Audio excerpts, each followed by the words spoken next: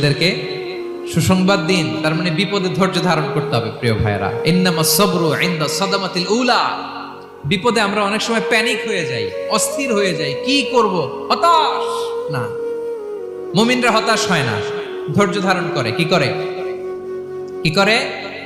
ধৈর্য ধারণ করার শক্তি দাও গো মেহেরবান আমায়, দাও গো মেহেরবান। পড়েন, ধৈর্য ধারণ করার শক্তি দাও গো মেহেরবান আমায়, দাও গো মেহেরবান। সবাই বলুন একসাথে, ধৈর্য ধারণ করার শক্তি দাও গো মেহেরবান আমায়, দাও গো মেহেরবান।